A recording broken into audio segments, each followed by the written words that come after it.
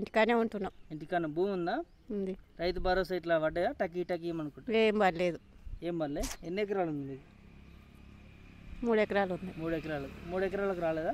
3.5 వేస్తున్నామని అన్నారు ప్రభుత్వం నుంచి. ఇంకా వేయలేదు మరి. పర్లే. ఇప్పటివరకు రాలేదు. మాపి తెచ్చుకున్నారు? రుణం తెచ్చుకురా? తెచ్చుకున్నాం కానీ మాపి కాలేదు. అయిన వాళ్ళకే 2 సార్లు అయినాయి, మాకు ఒకసారి కూడా కాలే. అయిన వాళ్ళకే 2 సార్లు 2 సార్లు అయినాయి. మీరు ఎంత తెచ్చుకురు? మేము మాపి అయితే మళ్ళీ 1 లక్ష కట్టి వచ్చినాము, 2 లక్షలు చేసి వస్తాయి కానే ఇంతవరకు కాలేదు. 2 లక్షల లోపల ఉన్న వాళ్ళకి అయితే అటగా మరి 2 లక్షలు ఉన్న వాళ్ళకి కూడా చేస్తామనే కాదు, చేయలేదు మరి మాకు ఇంతవరకు కాలేదు. ఏమంటారు అధికారులు అడిగితే? ఏమన్నారు అయితే అన్నారు, ఇక కాలేక చేతులు ఎత్తేసారు. చేతులు ఎత్తేసారు. అది అట్లా అయింది. పథకాలు వస్తున్నాయి, 6 గ్యారెంటీలు. ఏముంది, ఒక కరెంటు బిల్లు, సిలిండర్ 500 ఒకటేసారి వచ్చింది, ఇక మళ్ళీ కాలేదు. అంతే. మిగతా వేయలేవు. 2500 మహిళలకు ఇస్తున్నాడు, అది వేయలేదు. అది ఇచ్చి బస్సు బంద్ పెడితే అయిపోయేది. మంచిగా మహిళలకు 2500 వేస్తే అయిపోవు.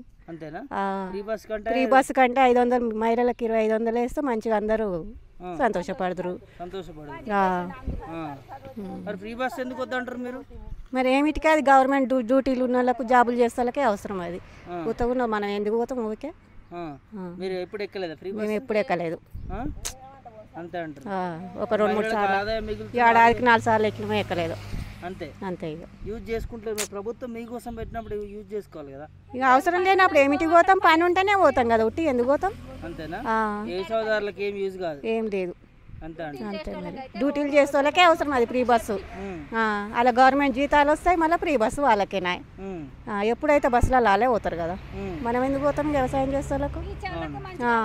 రైతులకు ఆదుకుంటుంది ప్రభుత్వం. మరి ఎట్లా? ఇక రైతులకు ఏం ఆదుకున్నట్టు ఏం అనిపిస్తలేదుగా.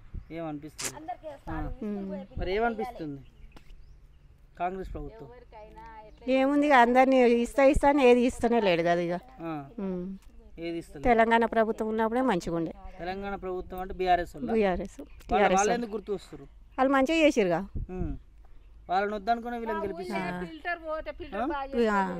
వాళ్ళని వద్దనుకునే వీళ్ళని గెలిపించారు కదా. గెలిపించారు కానీ ఇటు చేస్తారని మంచి ఏమంటారా? మేము గెలిపించినాం, ఆయనని వేసిన వాళ్ళు గెలిచిండు. ఇక అంతేనా? మేము వేయలేదు, మాకు తెలియదు వాళ్ళకు. ఎట్లుంది మా కొత్త ప్రభుత్వం? ఇంకా గట్లనే ఉంది. ఇక 7 ఉన్నదో గానే ఉంది. 7 ఉన్నదో గానే.